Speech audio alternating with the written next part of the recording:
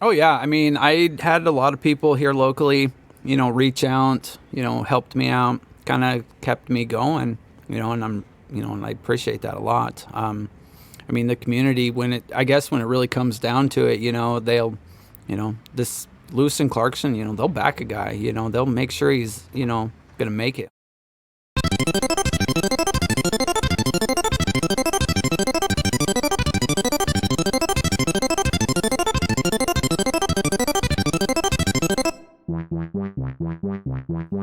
Hello, Old Spiral podcast listeners.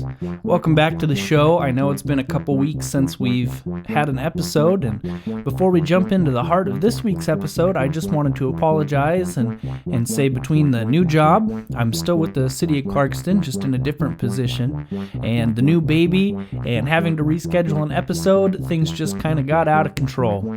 But we're back on track. We've got lots of stuff lined up for the next few weeks, and I don't foresee any other breaks like the one we just had. So I'd like to say thank you for your continued support. Thank you for supporting our community and having an interest in this podcast, which is all about our community, the history, and the great people that make it up. And speaking of the great people that make it up, this week we're very excited to talk to Richard Stover of Arcade 1UP. Arcade 1UP is on 1325 Libby in Clarkston. It's got tons of arcade games, a lot of retro games, a lot of rare games, and they're just a ton of fun. I know after the episode, Drew and I went in and spent an hour playing some games, and it brought back some childhood memories, and I can't wait to go back and play again. So whether you're a video game fanatic, or remember as a youth going in and playing arcade games, or just, interested in the community as a whole, you're going to really enjoy this episode. So thank you, Richard Stover. Thank you, Arcade 1UP. Enjoy the episode and make sure and go down and give him a visit. Hi, everybody. We're sitting here with Richard Stover of Arcade 1UP. How are you doing, Richard? I'm doing good. How are you guys tonight? Not bad. We are awesome, and we are out and about again. We're actually at Arcade 1UP. It is a cool spot in Clarkston if you haven't checked it out. Richard, why don't you tell us kind of what this place is? Well, it's just a retro 80s, 90s style arcade. I thought it was something that the Valley has needed for an extremely long time. And, I've got a lot of friends and family that are into retro, arcades, consoles, things like that. And I've been doing this, primarily collecting just personally for roughly 20 years. And so those are referenced as, like, the bulk of the games that you have in there, those are referenced as cabinets? Yes. Cabinets, okay. And are most of those retro, or are those kind of newer? No, I'd say probably what I've got in there, maybe about 75% that's in there right now is, they're all out of the, vintage 80s, They're running original hardware. I've got a few, updated style, running new types of software in them, but you kind of got to do what you got to do to get more games in a small place. Sure. Absolutely. And I thought I'd just mention, too, we're at, 1325? Yep, 1325 Libby. 1325 Libby. It's a beautiful night, and we're just getting that nice 1325 Libby ambiance. So I think it's only adding, if you ask me. That's right. So you said you've spent a long time collecting them. Yep. So what was the first cabinet that you got? First one I actually ever bought, I drove all the way down to Oregon and picked that up. It was Vindicators. Oh, and cool. I spent way too much money on it, not knowing any better, but I was happy as heck to get it. That's cool. So what is Vindicators? It's an old school Atari. It's a two-player tank-based game. Kind of one of those rare games you don't see hardly anymore. Uh-huh. Is that in here right now? Nah, sadly it's not in here. I had it in here for a while, and then I started experiencing some joystick issues with it, so it kind of had to go back into storage until I could round up the parts to fix it. Sure. So how did you get started down this path? Like, are you from the Valley originally? Yes. So was there, at the time when you were growing up, was there an arcade in town? Several of them. A lot of them I wasn't quite, old enough to experience just yet. But by the time, I was old enough to start running the streets by myself, I guess is the best way to say it. There was at least one left up on Bryden Avenue. And here recently, just fun fact, I've been actually buying some of the retro 80s games from the gentleman that used to run that back in the day. Oh, neat. Yep. What was that one called? Do you remember? I don't remember the name of it offhand. Yeah. Huh. Well, that's really neat and you're absolutely right. This is something the Valley needs is a nice arcade for kids and of all ages. Yes. Myself included. I think we'll probably go in and play a couple games when we're done. But to do and to have, I mean, when we do other episodes, we've been talking about how the Valley needs more stuff for, and I don't want to harp on that it's kids, because it's for adults too. Mm-hmm. I mean, everyone loves arcade games. Oh, yes. But especially for the youth of the Valley to have something cool to do that's not running the streets. Yep. It's really important and a nice thing to have. Yeah, absolutely. And I mean, like you said, that your space is well stocked. I mean, there are a lot of cabinets in there. There's a lot of games that you can go play. And before we got recording here, you discussed how you had moved locations.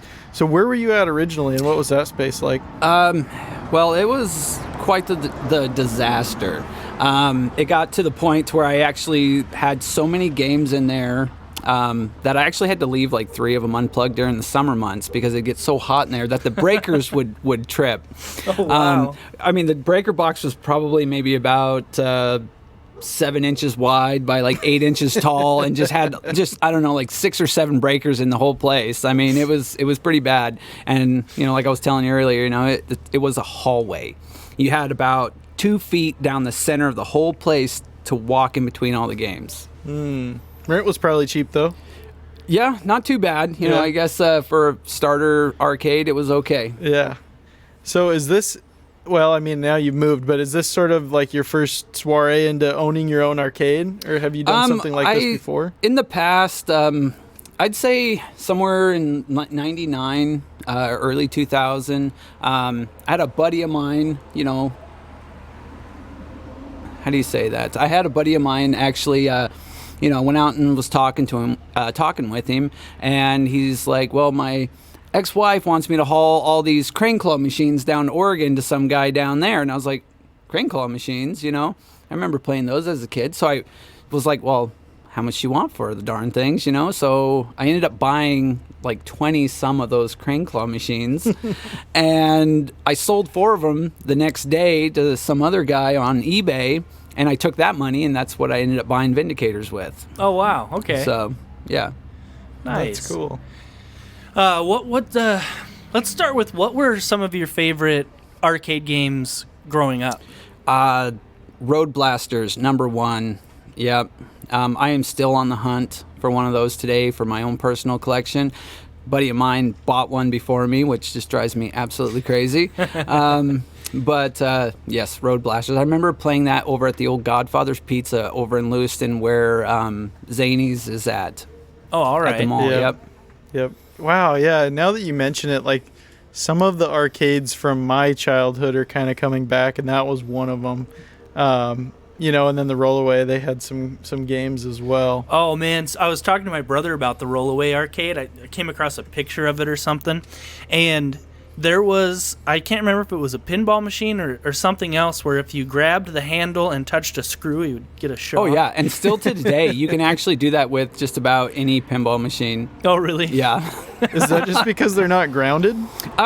They are grounded, but they're still, they're the way they're grounded that you can still touch across each other and still zap yourself with them a little bit. It's just one of those things that you got to deal with if you're going to play the darn things. Yeah.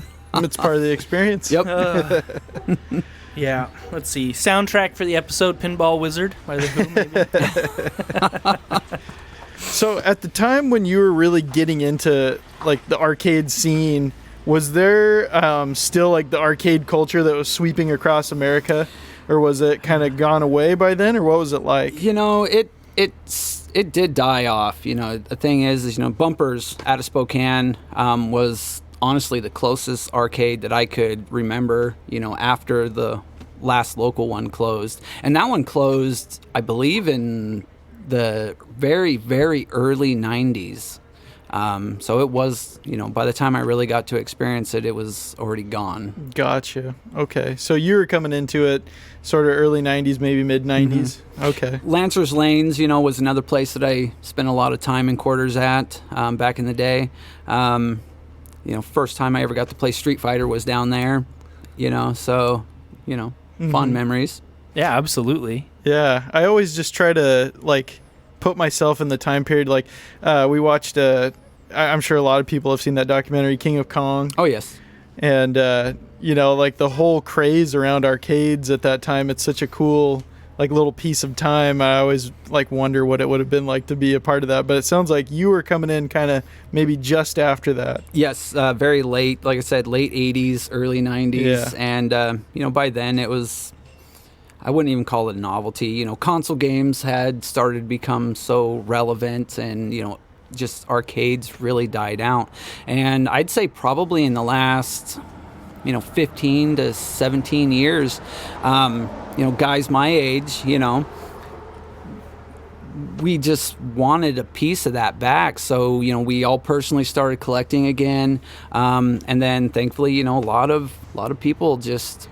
started opening up those retro arcades again. And it's what gave me that drive to, try it again. I spent about 6 years here in the Valley trying to find, a good location that was affordable. A guy can't pay $3,000 a month in rent and expect, an arcade to make it, which is another reason why, I opted to not charge, per game to play, like you would have back, in the 80s. Right. So that's why I just do an hourly rate on that. Well, that is a good question. So what is the hourly rate? Well, starting next week, it will be $7 an hour. But currently, until the end of this week, it's still $5 an hour. Okay. Yeah, that's still not bad. Yes. No, not at all. I try to keep it down as much as I can, but...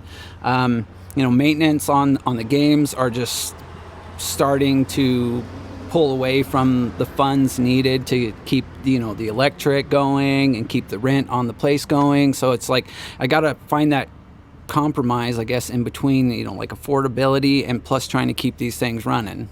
Mm-hmm. So it looks like you guys have some other stuff here just besides games. We're sitting outside in front of this little patio area. And you've got some kind of food next to us. What is that? That is the Brat Spot. He opened that up about 3 weeks ago. Okay. My nephew is the one that runs that, and it's been a pretty good little extra boost to getting people down here and things like that. So that's definitely much appreciated. Oh, and keeping them here too. I mean, if you're playing, you get hungry, and yeah. You don't have to leave. You're just right there. Come on out and grab something to eat. Yeah, absolutely. So how long have you been in this spot then? I moved up here, I believe it was maybe about a week before Halloween. I wasn't able to open for, it was about 2 months before I could actually get up and running. I had to get, a conditional use permit, which I had to go through all the paperwork and, jump through all the little hoops down at First Houghton County to, get it going. But thankfully they were, great. They moved it along as quickly as possible, and, we got it going. And then you probably weren't also able to open because of COVID, or was that a thing for you? I honestly, it wasn't a big thing for me. When I was down on 6th Street, I closed for a couple of months down there. Wasn't sure if I was going to be able to reopen or not. And it just got to the point to where I was like, if I just remain closed, until they told me I could reopen again, we weren't going to reopen again. There would have been no way. So I kind of had to make a judgment call on trying to save what I've started. Yeah. Well, yeah, and tons of small businesses around the country have gone under, so it's nice to see one not go under. Mm-hmm. So I think that's really good. I mean, I'm all for being safe and doing with, the COVID situation, but I don't know if maybe the government should have done more about helping out small businesses, or maybe that's a topic for another day. It just, it's a shame to see that happen. And that's why I've pushed to support a lot of the local businesses. Personally, everybody's got to, go to the big box stores every now and then. That's just the way of life. But if you can, hit up those small mom and pops, show them some love. Yeah, absolutely. And that is what this show is all about. But on a positive note, Washington's doing really well and is on track for everybody getting both of their vaccines. So hopefully soon enough we'll reach some sense of normalcy again, whatever that may be. But yeah. So you've got a lot of games inside. Probably too many to just sit down and list, but what are some of your favorite games that you have right now? The Ninja Turtles is in there. Nice. I remember that one. Oh, yeah. That was another one I wasted way too many quarters on. I recently just got one of my, grails. It's a tubin, so it's old school 80s, summer, just tube theme, I guess, is the only way to put it. That sounds fun. It's definitely a different style of game. Okay. And then you got Pinball Machine? I've got a handful of them in there right now. Mm-hmm. And then I think I saw some like shooter games, like Big Game Hunter or something like that. I've got a lot of shooters in there right now. House of the Dead, Time Crisis, Johnny Nero Action Hero, Revolution X, which is, revolves around Aerosmith. Oh, really? Oh, yeah. Sweet. What year did that game come out? I believe that was a mid-90s game. It came out just after T2 did. Huh. Crazy. Is that pretty rare? Is that It is. I actually have a 3-player version of it, which is even more rare than, the 2-player. Oh, wow. 2-player was standard, but the 3-player version of it was kind of like something you didn't see all the time. Yeah, I think growing up, like I said, we didn't really do a whole lot of arcade stuff unless if it was birthdays, that kind of thing. Because, like you said, by the time I was coming up, the home console was the big deal. Oh yeah, PlayStation 2 was like brand new when I was little, and but my favorite was I don't even know what type of console or cabinet this is, but it's like the kind that you sit down at, and it was an Excitebike game, and it had 2 screens. Like your opponent had the one side, and then you had the other side, and you kind of raced. Oh yeah, that would have been the Nintendo fondly called the Red Tent. Yes. Yeah, that one was super fun. They had one at a restaurant down the street from my parents' house, and we'd go down there and play, and it was really, really fun. Eventually, it quit working, and they, I'm sure, just tossed it, unfortunately. Sadly, I've seen a lot of those old school Red Tents like that converted over to like video poker machines, which just makes me want to cry, every now and then when I see them like that. But, thankfully, a lot of arcade companies are coming back. They're, bringing back, reproduction, parts to keep these things up and running. Yeah. Well, and I think that'll probably be more and more all the time, right? Because in bigger cities, you see like the rise in barcades and that kind of thing, and it's becoming really trendy. Oh yeah. Yeah. So do you hold any of the high scores in there? Time Pilots is probably the only one that I still have the high score on right now. I've been trying to get people to go in and play that one and trying to beat it, but people play it for just a few minutes and they're just like, nope. Because it's super difficult, or? Maybe it's just me. I don't find it. I find it probably to be one of the more simpler old school 80s games. It's probably why I have the high score on it.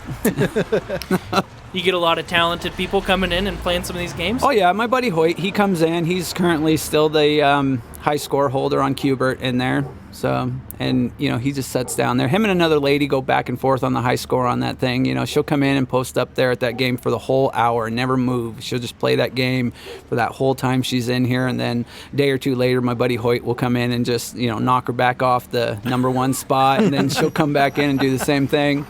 That's awesome. You got to love how competitive it can be. Oh, yeah.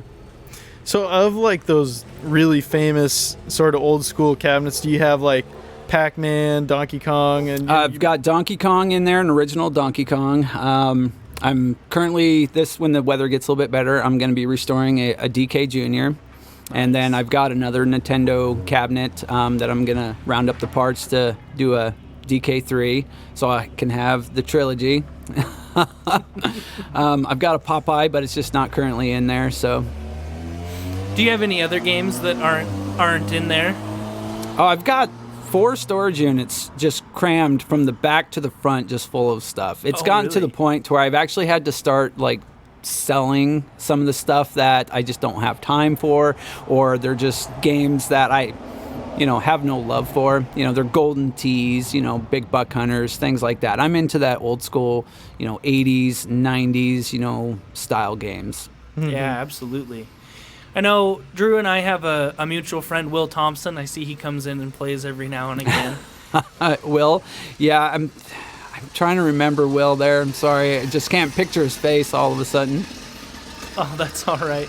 But yeah, the love for, he's probably about your age, but he's definitely got that love for everything comic book. He runs the Swap. There's a comic book and I know now. Okay, yeah. I know who you're talking about. I was gonna say I remember him from he loves to come in. He was just in here the other day playing some pinball. Nice. Yep. Yeah. Oh man, so it's really cool that there's a subculture in our valley that is all into the old arcade games and comic books. And did you ever get into comic books as well, or are you more just I did. I mean, I've got a handful of comic books that those characters that I loved as a kid. I keep them at home. They're in a little box and never see the light of day again, which is sad. But it's nice. It's I'm glad to see that a lot of that culture is coming back. Yeah. Mm-hmm. Well, like you said, I think it's a lot of people trying to kind of, like you said, get a piece of your childhood back, and then other people are going, oh, whoa, this is really cool. And then, you're able to like actually grab something tangible. It's not like just some shitty thing on your phone or something like that. It's like this really cool collectible physical thing that you get to go touch and feel and be with people, and they also have the same appreciation that you do for these things. Mm-hmm. So it is very cool. Yeah, and that was another reason why I really wanted to kind of bring back that arcade culture, I guess is, the only way to say it. I just, personally for me, I just found that the disconnect of people, online gaming, so much social media, things like that people kind of lost that ability to interact with each other more, face to face. And I remember as a kid, how'd I interact with people, get to, build those social skills. I went to the arcade and, talked to people, actually did things with them, so, and I just felt we kind of lost that here, everywhere, at the end of the day. So I'm just glad to see when I first opened up the arcade and it was going, people just would walk up, other kids would walk up to other kids, you'd have some of them that were like, hey, you want to play? And, the other kid would just turn around and walk off. He didn't know how to, seemed like he didn't know how to handle that, thing. Right. But thankfully, like I said, the more I was open, people just started interacting, with each other again.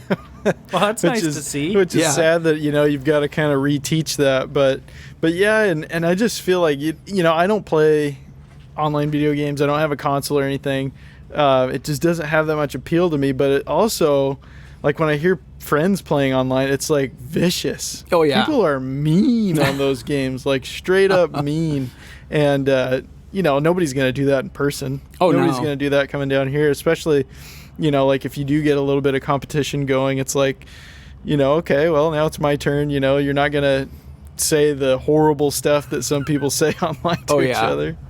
The stuff I've heard come out of some of my nephew's mouth playing online would just make a nun blush. Yeah. Yep. Yep. So do you get many people bringing their kids in and like, hey, check this out. This is what I used to play when I was young? And yes, that's what I found there that dads and moms would bring their kids in, anywhere from 10 to 15 years old, and they'd be like, come check this out. This is the game that I would play for hours, at such and such arcade somewhere, and and then they would sit there and they would want to play that game with their daughter, their son, and kind of introduce them to something that they loved as a child. That's cool. So, we mentioned King of Kong. Did you ever get into like sort of that competitive level of arcade gaming, or know Never anybody? did. I was an okay Street Fighter player, but never any kind of competition level. It was something fun to do for me, and that's what I loved about it. Mm-hmm. Yeah, you got to spend hours and hours and hours to get to that level. Did you ever watch that other one, Nibbler? I don't think so. No. I know a guy who is in that documentary, and he's one of the champions. I don't know if I think he had the high score before the guy got the 1 billion point game. Okay. Yeah, but anyway, he's a pretty cool guy. He lives in what's that one between here and Genesee? Yeah, so I'll have to get a hold of him. He'll probably want to come down and check this out. Heck yeah.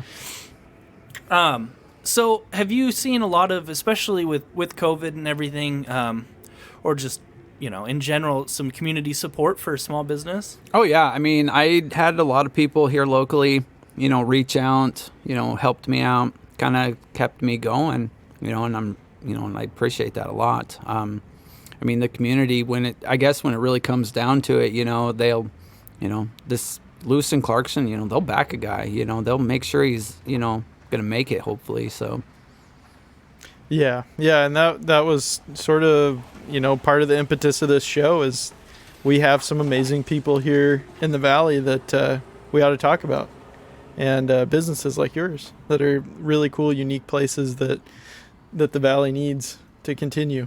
Mm-hmm.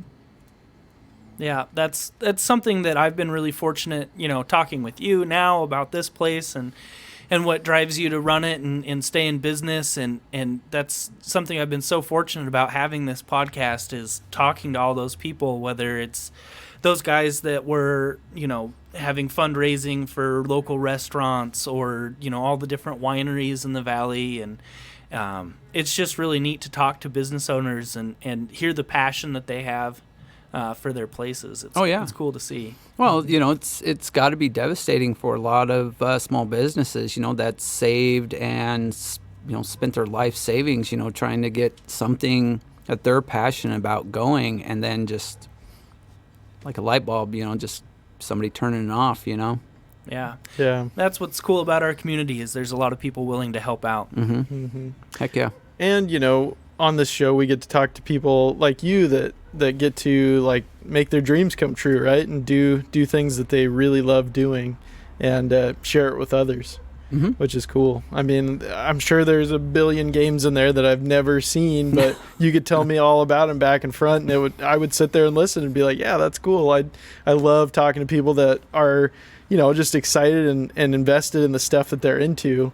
Because I like to dork out on the stuff that I'm into, like fly fishing and record collecting and stuff. And, not everybody's into that, but I don't really care what you're into. If you're really into it, I'll listen. Oh, yeah. And that's the thing, is if you got something you love, you got a hobby, it's what matters. Mm-hmm. Absolutely. What did you do before you started your arcade? Oh, good question. Just about everything. I always did what I love to call dud jobs, that just anybody could do it, a lot of manual labor stuff. Then I just, like I was telling you, when I first acquired all the crane claw machines, that was the first time I tried to do my own business. I went and, went to work for myself doing that. I placed them out on a route, started buying some video games, eventually, picked up like snack and pop machines, and I ran a route, from here clear to Moses Lake, down to Boise, all these little small towns that none of the other operators wanted to go to. So I did pretty well on that until, our first major, what is it, in like 2000, 2005-ish? I can't remember exactly anymore. But anyways, that's a lot of noise for such a little bike. I know, I'm telling you. I believe that's a weed eater motor. But, I did pretty well doing that with the route. I was also a diesel mechanic at that time. And then that's when the first like housing market like just collapsed. Gas prices went through the roof. A guy couldn't afford to even, drive to all these little towns, all over the place that you had machines at. So I kind of got out of it at that point. Went back to work for other people. Did that for several years. After a while, I opened up a taxi service here in the Valley. So I ran that for about 5 years, and I just realized, I do not like drunk people. Yeah, I bet you got to have some interesting nights driving a taxi. Very, very interesting nights. A lot of nights of sitting out in front of somebody's house because they're like, "Let me go get my wallet," and you're out there for 3 hours waiting for the local police department to come knock on their door to be like, "Come pay this guy so he can go home." So I got really fed up with that, and that's when I decided again that, about 3 years into that, I started, collecting again, buying more games. Obviously, a lot of just beat up, non-working games. And it got to the point where at home, I bought another pinball machine. And I'm like, well, where are you going to put this darn thing? And I realized the only space that I had left in the whole house was where the stove was in the kitchen.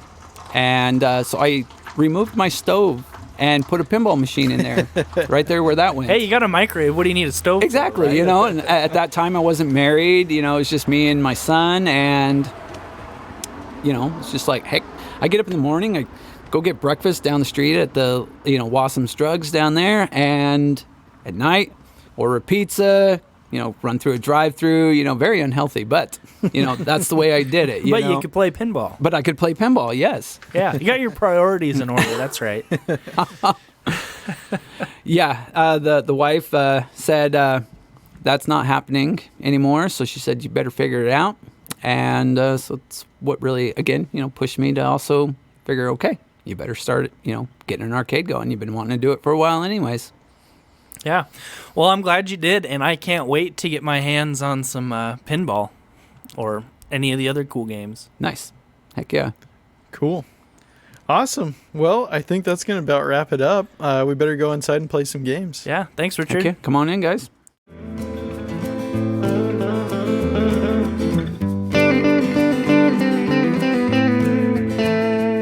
This episode of the show is brought to you by our Patreon subscribers. Thank you so much to all of you for supporting the show. If you would like to become a Patreon subscriber, head over to patreon.com/oldspiralpodcast. That's going to do it for this week, but the shows are not over. Get caught up on the backlog of episodes if you haven't already, and thanks for listening.